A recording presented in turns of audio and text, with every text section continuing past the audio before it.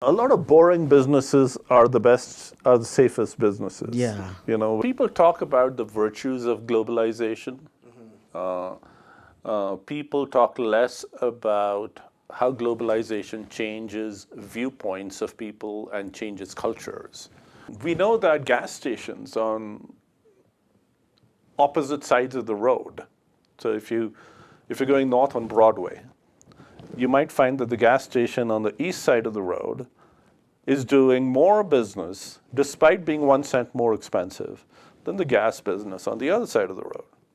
There are many ways you can bootstrap a business, right? The first thing is, if you don't have any money, you have to get started somewhere. Hello, everyone, and welcome to the Founders On Call podcast, where I myself, Mag, sit down with entrepreneurs and founders and learn about their journey and maybe see what kind of tips they have for up and coming entrepreneurs. On this first episode, I have a very, very special guest, MP, the director of the Jake Jab Center at the School of Business at the Colorado University of Denver. So we're going to dive in. Oh, okay. So let me give you a little bit about my background. So I'm originally from India, and I came to the US to pursue an MBA degree in 1989. So I did an MBA, and then I did a PhD in marketing from the University of Nebraska at Lincoln. And the one thing I always wanted to do, even while I was doing my doctorate, was I always wanted to be involved in entrepreneurship in some way. And I resolved that when I become a professor, I would still be teaching small business marketing or something like that, something to do with small business, because my doctorate was in marketing. So I thought maybe I'll do some small business marketing courses or something of that sort. Yeah. So that's how the whole thing started. And the reason is, when I was in India, before I came here, I started a couple of businesses, small businesses. I didn't know anything about how to start the business. I didn't know anything about small business finance. I didn't know anything about marketing. So it was just, a kid starting a business. Yeah. And I started two businesses, and both of them actually turned out to be reasonably good, given that I was thinking small, but they were profitable, right? So I always had that spirit, entrepreneur drive. Let's keep trying something new, and keep going until you succeed, and keep working hard, and so on. Yeah. What were those two businesses? So one of them was I'm glad you asked. One of them was a plastic plant. So this is something where you take some ingredients and you make plastic bags, grocery bags. I know nowadays plastic grocery bags are a terrible thing because the plastic is horrible and so on, and you need to recycle. And in those days, the original way we used to do it was paper. And we went to plastic because it was a new great thing. And I saw that opportunity. So with three of my friends, all teenagers, we started this plastic bag making facility, and it was profitable. And I sold my share to one of my friends. And at the end of the day, what happened was, I managed to buy a motorcycle with that money, which is a terrible idea. Yeah. Terrible thing. I mean, I made some money and I blew it immediately, okay? So that was the first business. The second one was a software business, and that was many years later, because then after, then I got a job. I got a job as a software programmer. I started programming. And then I thought, hey, I can start a consulting business on the side. My company had no problems with it as long as I worked the weekends. And, I started developing software and apps. Nowadays, you say, I'm an app developer, right? So I used to write code, and I used to write software for companies. Was this? Like in the 90s? This is, no, this was way before 90s. Really? This was in 1983 to 1987. So were they like Windows computers? or what was it Oh, that you this were was like using? mainframe COBOL programming. I mean, Okay. yeah. Yeah, I don't even know what that looks like, but that's We could do like a little database programming. There was early database programming that I used to do a little bit.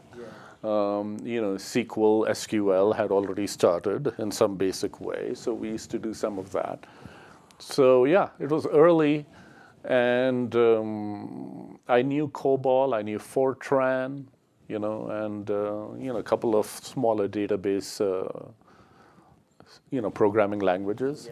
C++ was just starting out at that time, so I was getting into C++. So that was my background. So I started the software business, developing code for companies, and I made some money. So I was, like I said, trying to do a little bit of research.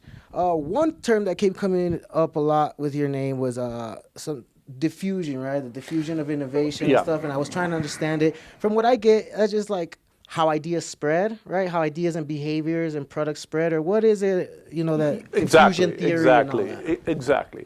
So diffusion of innovations means when there is a new innovation.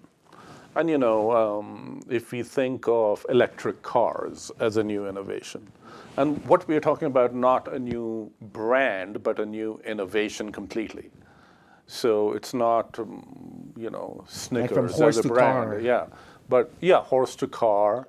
And I would say that internal combustion engine to electric cars is a big jump, fairly big jump. So that would be an innovation. Similarly, personal computers, when they were first introduced, were an innovation. The calculator was an innovation. The internet, I guess, was an innovation. Nothing existed before that, but it was not one company. It was just something that happened organically. My research is when there is a new innovation, when an entrepreneur or a big company comes up with a new product, who buys it first? How does word of mouth of that product spread?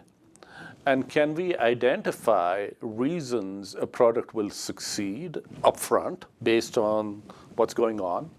Can we sort of predict in the future whether this product is going to actually succeed or fail?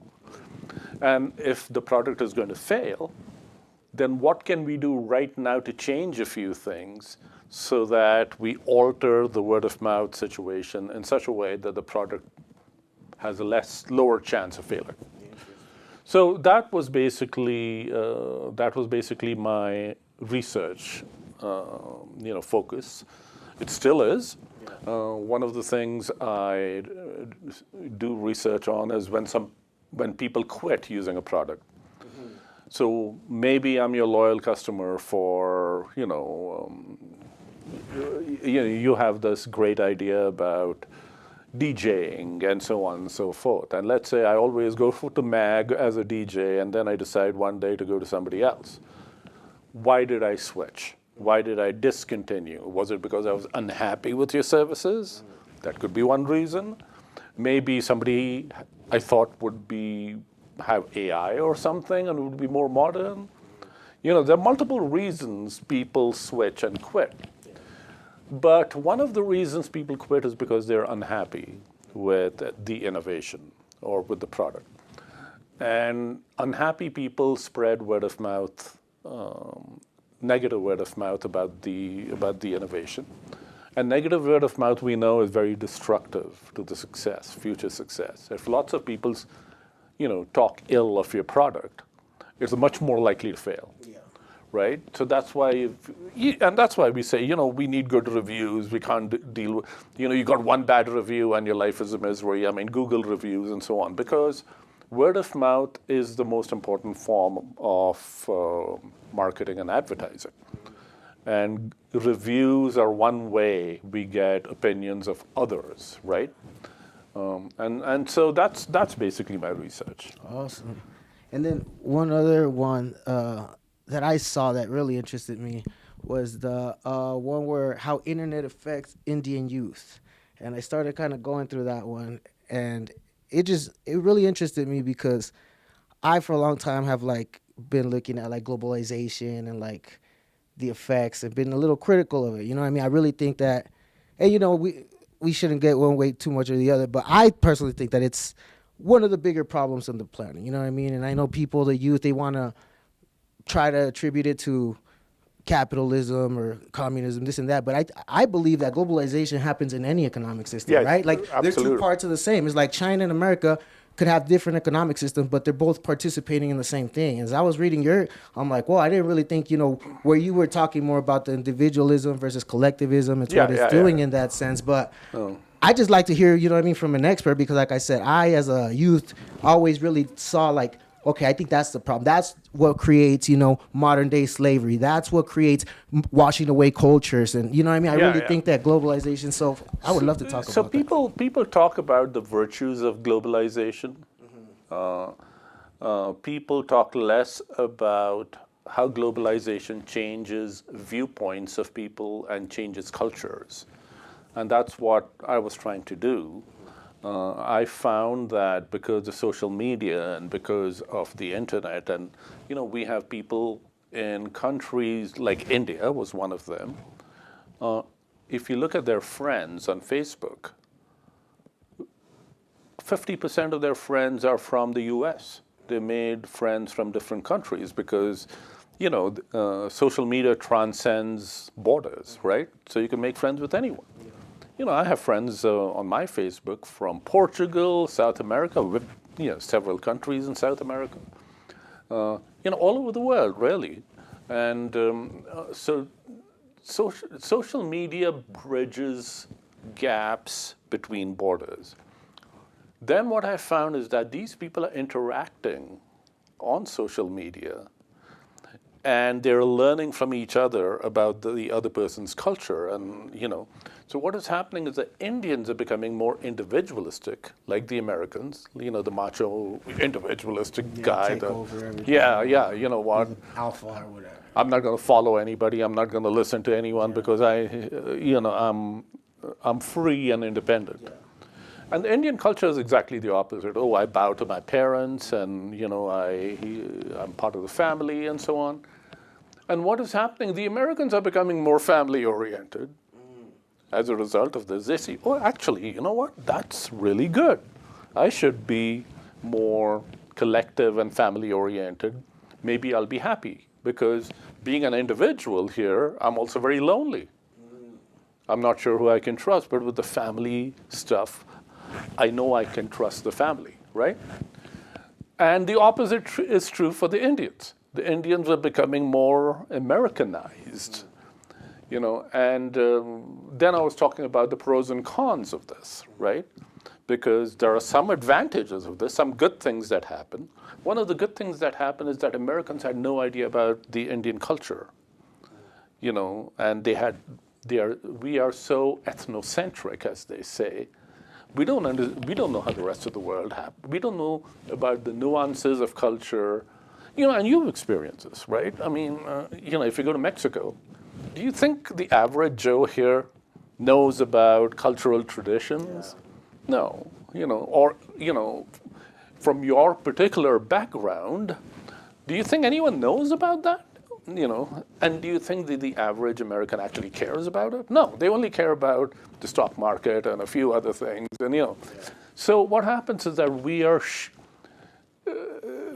through social media, it has enabled the exchange of ideas for good or bad. So when we think of globalization, we are just thinking of supply chain.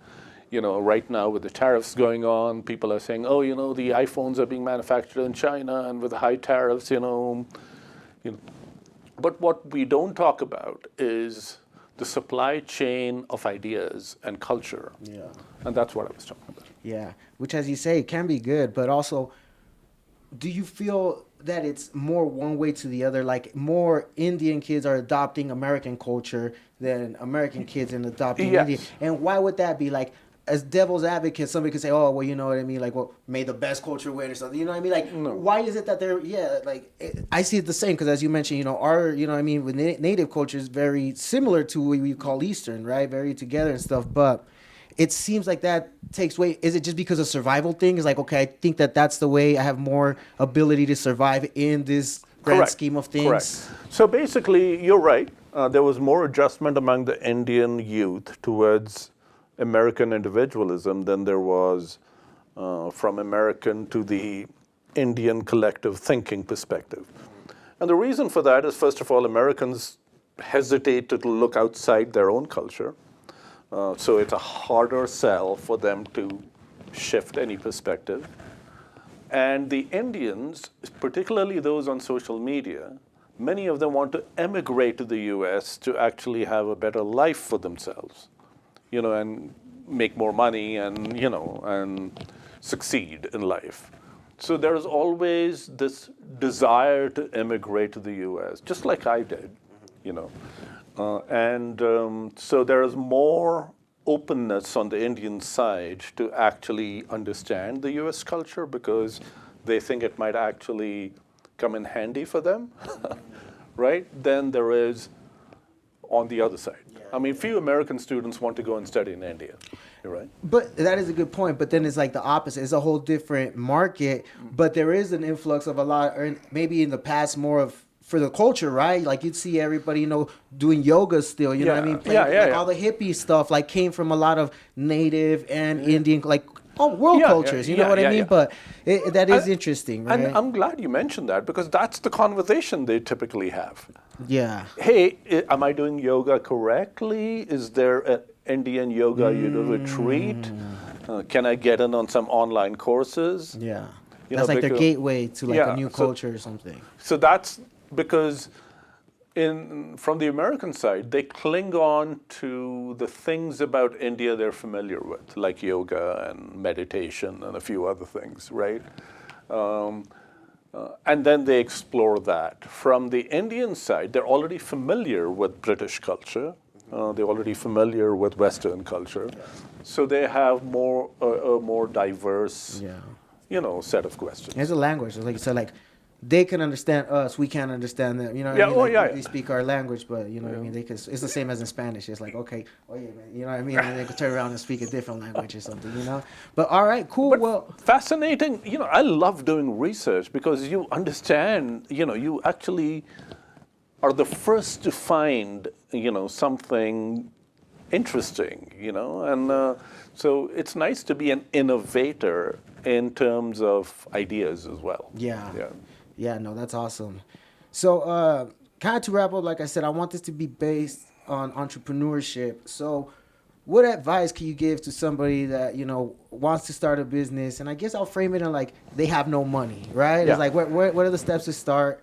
What advice would you have for starting entrepreneurs? Well, I think there are many ways you can bootstrap a business, right? The first thing is if you don't have any money, you have to get started somewhere. So I would say get a job or something, make some money, but the critical thing is save as much as you can, and that is the first thing even Jake Jab said. Get a job and save money. Don't buy that car. Don't buy. Don't save money on everything. Be a penny pincher, and then with the bank balance that you accumulate over, say, a year or two, that could be pre-seed capital, like, basic capital to get started with a small venture. And then you grow the venture in a similar fashion by bootstrapping. And you don't do anything that is likely to fail. And you don't spend too much money on things you don't know about. Right? You just want to be very, very savvy about cutting costs, and you have to be very savvy about what the purpose of every dollar you spend is. Anyone with that mindset can make it, until a certain level of success. And after that, you probably want to leverage, what is trendy now? What is, there are many other things you have to find a niche where you can be the best.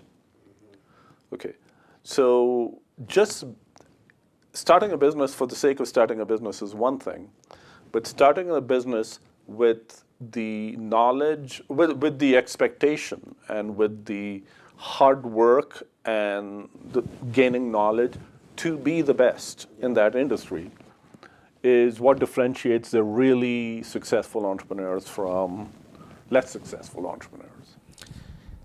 Cool. But one thing, a lot of people I feel like aren't as innovative or something, but they might, have some money to throw at something. And last time you were talking about some like pretty sure business. And it was funny because my whole life I've kind of always wanted to own a car wash. I don't know why. I always pass by car washes and then you started, naming like laundromats and stuff. So what about that? What would you say to somebody that like, I think that's more safe, and maybe I'm wrong, but like doesn't require you to be the best at the laundry, right? So what are some of these safe businesses for people that's like, or even me, is like I'm focusing on this, but I have some money, I'll just buy a car wash on the side. Would you recommend something like that just builds you passive so-called income?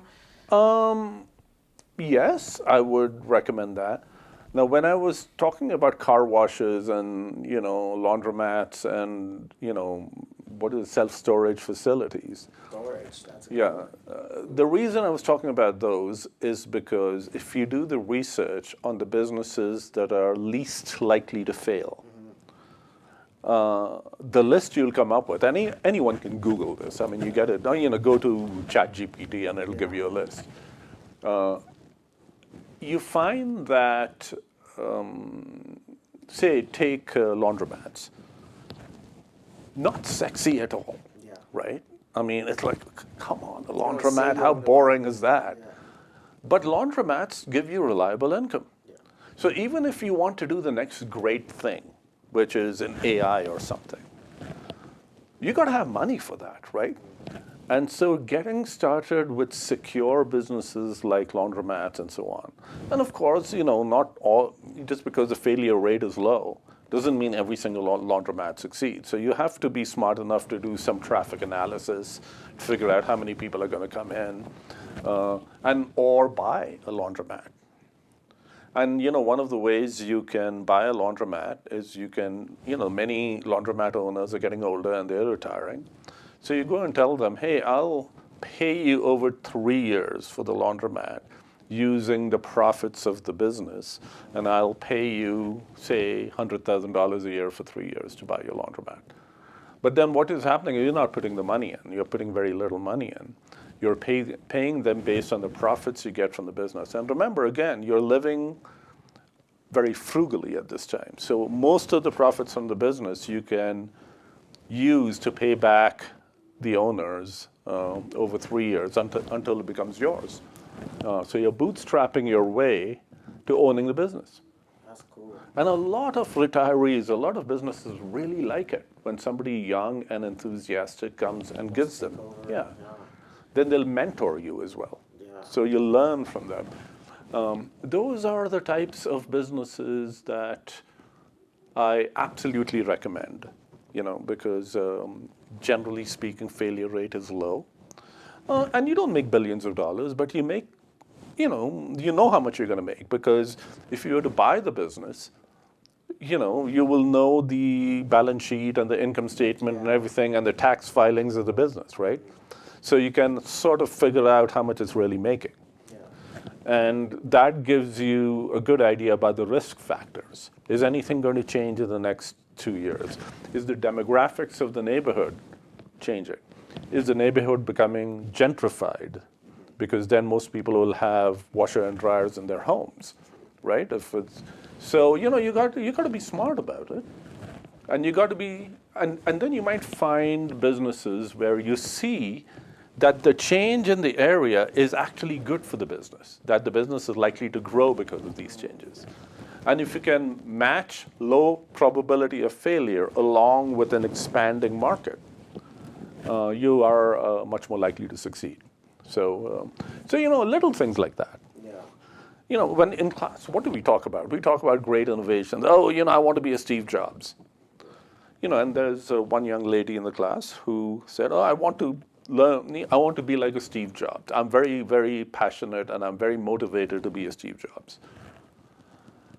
And I basically responded to her, and this was just a conversation we were having during the break.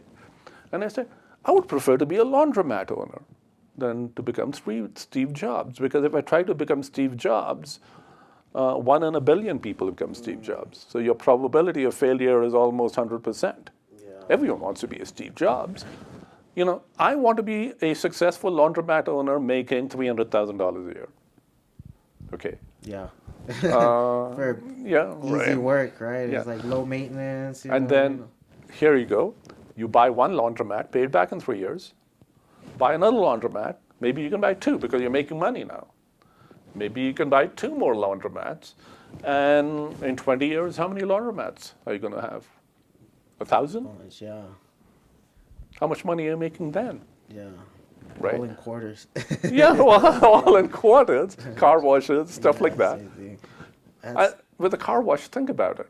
Your car is going to be shiny because you're going to go and wash your car in your car wash. That's, little benefits you get from it. For sure. No, that's super cool. And what about franchise? I think we talked about it last time, but I don't think I got like a real a recommendation. Like, would you recommend somebody buying a business not even buying, but what do you feel about franchise? Is that a good way for somebody to go into business, like buying a McDonald's or something? How successful are those? Those are guaranteed successful. They are for real. Yeah. Okay, you're buying a brand, right? You're buying a brand. You know the model. The model has been implemented in many, many different places. You can find something similar to the location that you're going to be, sort of installing the model in. So, for example, if you want to do a McDonald's in Highlands Ranch, you know what the demographic of people in Highlands Ranch are, and then you just go around the country and you find a McDonald's in a suburb that looks like Highlands Ranch, figure out what location would be the best, which side of the road, where, based on traffic and so on, and convenience. Some people, for example, and this is super interesting. We know that gas stations on opposite sides of the road. So if you're going north on Broadway, you might find that the gas station on the east side of the road is doing more business, despite being 1 cent more expensive, than the gas business on the other side of the road. Right? I mean, so location-specific data is very important. More people go that way or something? Well, more people are in a hurry to go to the office. They're not going to stop at the gas station. Maybe when they go back home, they'll say, oh, you know what, I've got a little bit of time. I'm in rush hour traffic anyway, I'll stop at the gas station. Right? So you got to be thinking, and that's what education gives you. The ability to be thinking creatively and then doing the research. And if you do that, then you've got a slam dunk and you have some basic knowledge, and you combine the two and you're going to be more successful than most other McDonald's owners, right? So, but problem with franchises is, with McDonald's, you have to invest millions of dollars and you have to buy 5 franchises. You have to be I think they send you off to their school too, right? They send you how off to to run the it or school. something. Yeah, that's great. If you can get in, it's great. Most people can't get in. Oh, because, really? But there are thousands of other franchises. Like gyms. I'm thinking like a gym franchise or something. Yeah. And there are thousands. Or one of my friends bought an Orange Theory stuff franchise. Like that. And he's making money hand over fist. Yeah. And he's getting thinner also in the bargain. So because that's CrossFit, right? So like their equipment is minimal. It's just the open space with instructors, right? Yeah. Exactly. It's the same. Like I go to Muay Thai gym, and half the time I'm like, this is good business because it's packed, but it's literally just a room with mats, and it's all to the instructor. You know what I mean? Like it's an empty room where it's crazy. Yeah, and the other thing is for people like you who are part of the MS Entrepreneurship program, you get a good idea. You can apply to Rutbridge's venture fund. You can apply. There are options for you to get funding. You've got a network. So if you are if you go to somebody and say, this is pretty much a slam dunk. If I can open an Orange Theory or a CrossFit in this location, because I've done the location analysis, I know it's going to work. And in this location, there is an empty business because commercial space is so readily available now and so cheap. I can actually locate here, cheap, really cheap, and this is the perfect neighborhood to get, all the morning gym goers and the soccer moms and everyone to come, right?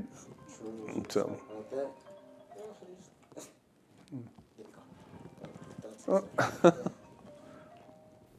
right. Is this helping out? Yeah. Honestly, yeah, this is great. I really appreciate it. I think it's a lot of like good info.